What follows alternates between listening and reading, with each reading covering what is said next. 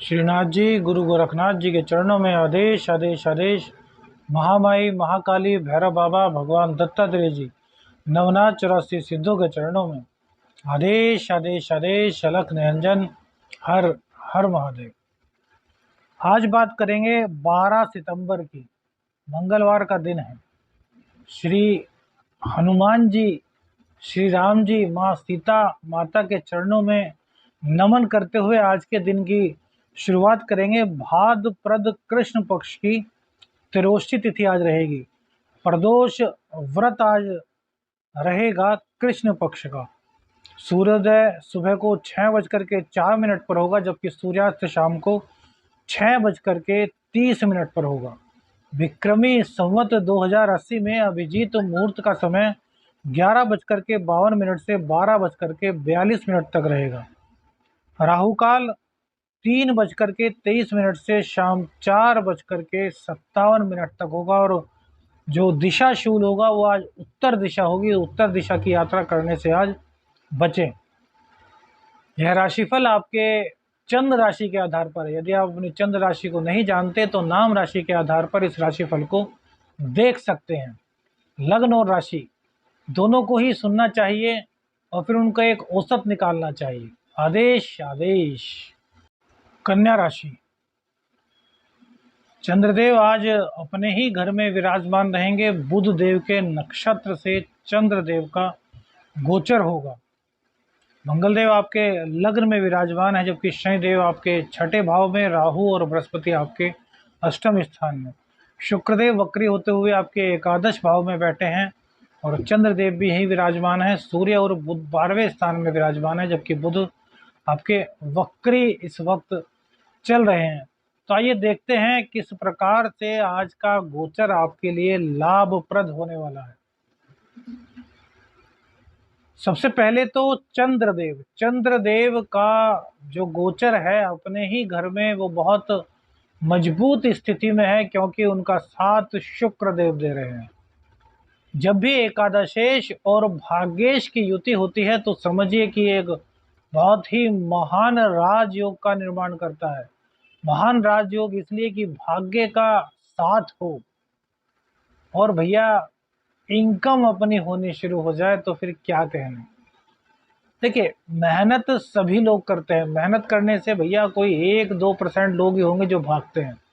सभी मेहनत करते हैं, जी जान से मेहनत करते हैं, लेकिन उनको उनका पूरा फल नहीं मिल पाता तो वो निराश रहते हैं। काम तो उनको करना ही है अपनी रोजी रोटी चलाने के लिए, लेकिन कुछ लोग वो भी होते हैं जो बहुत कम काम करते हैं और भाग्य उनका साथ देता है। और जो सुबह से रात तक मेहनत करता है ना, जितनी वो पूरे दिन में मेहनत करता है उतना वो 1 घंटे से भी कम में कमा लेते हैं। कभी सोचा है इसके पीछे का कारण क्या है? इसके पीछे का कारण है भाग्य, प्रारब्ध।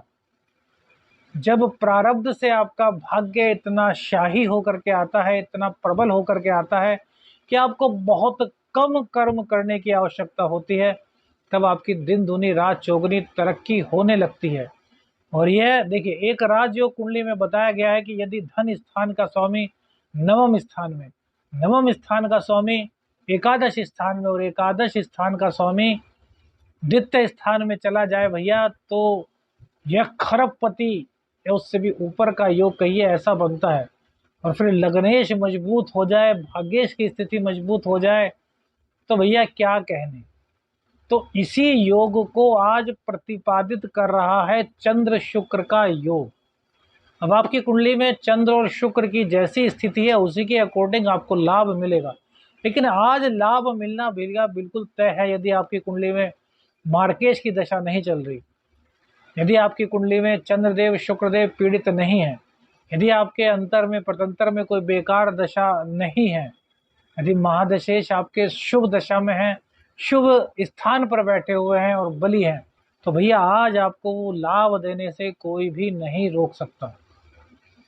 इतना प्रबल योग है। अब एक दिक्कत इस योग में क्या है कि चंद्रदेव का गोचर बुध देव के नक्षत्र से होगा। बुध आपके लग्नेश हैं, तो इनके गोचर से, इनके नक्षत्र के गोचर से आपका लाभ होना चाहिए, लेकिन उस लाभ में थोड़ी सी कमी आएगी, वजह भी बताएंगे और क्या कमी आएगी यह भी बताएंगे। बुध देव इस वक्त आपके जो है वो 12वें स्थान में है, तो लग्नेश का 12वें स्थान में जाना किसी भी प्रकार से सही नहीं होता।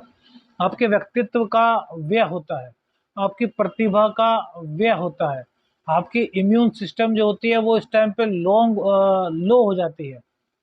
किसी भी चीज़ में आपका मन बहुत कम लगता है, मन को खुश रखने की कोशिश करते हैं, फिर भी मन में खुशी नहीं रहती। यही बुधदेव यहाँ पर बैठ करके कर रहे हैं। जितना आपका मन लग रहा है वो शुक्र देव की कृपा से लग रहा है। इस वक्त बुध देव का प्रताप आपके साथ नहीं है। तो चंद्रदेव जब इनके नक्षत्र से गोचर करेंगे तो कहीं ना कहीं व्यापार में आप खुद ही परेशानी का कारण बनेंगे। सौदा हो रहा है और आपके दिमाग में ना जाने क्या हो, अरे यार नहीं यार मैं नहीं देता, लाभ का सौदा है, नहीं इससे भी ज्यादा लाभ मिलेगा, डील कैंसिल कर दी, तो यह आपकी वजह से होगा, तो इसको मत होने दीजिए। और बुध देव को मजबूत कैसे करें, तो बुध देव के लिए हमने बताया सुबह को हरी घास पर चलें, गणेश भगवान जी का मंत्र ओम ग्लोम गंग गणपति नमः इसका जाप करें, तो यहाँ पर आपको बुध देव की कृपा मिल जाएगी, गणपति जी की कृपा मिलेगी। गणपति जी बुद्धि का दाता है।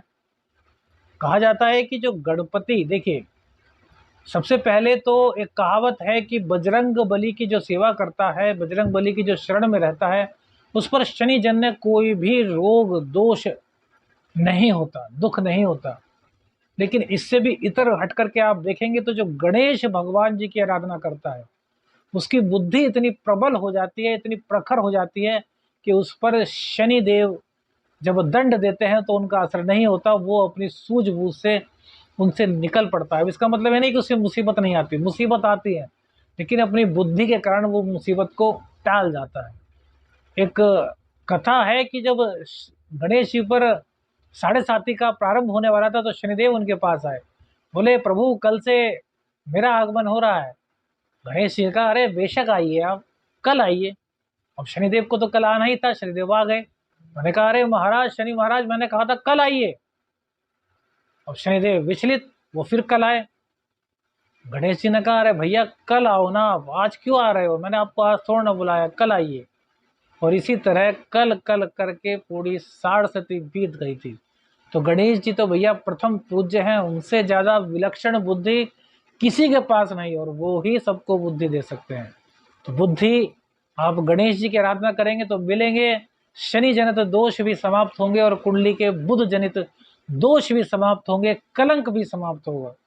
शिव परिवार को पकड़ लीजिए भैया, इस दुनिया की कोई ऐसी समस्या नहीं जिसका समाधान ना हो। नमामि शमिशान निर्वाण रूपम।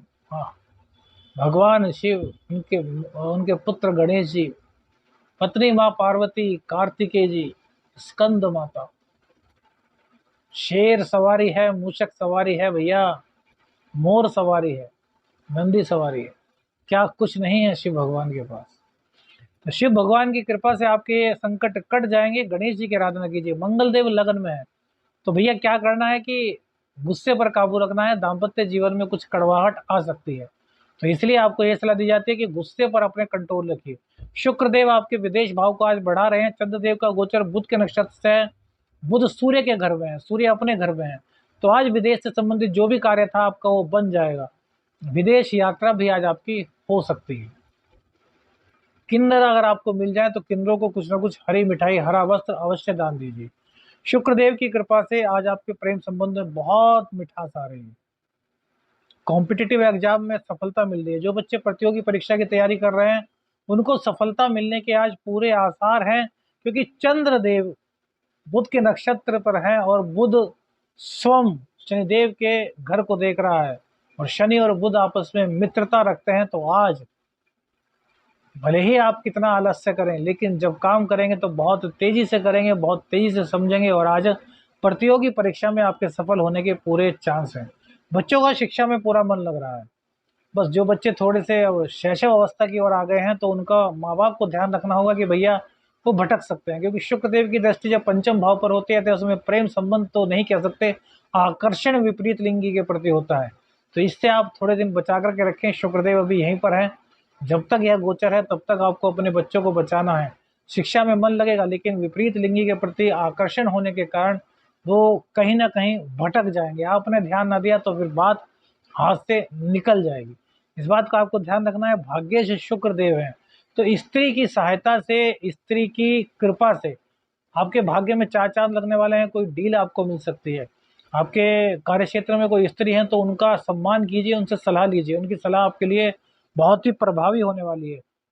भूल करके भी किसी स्त्री का अपमान मत कर दीजिए। माँ हो, बहन हो, बेटी हो, बहू हो, भतीजी हो, पत्नी हो, प्रेमिका हो, कोई भी स्त्री हो, आपके कुलिग्स हो, आपके नीचे काम करने वाले सहयोगी हो, आपके बॉस हो, महिला, मतलब कोई भी महिला हो, किसी भी हाथ में भूल करके भी उनका अपमान मत कर दीजिए।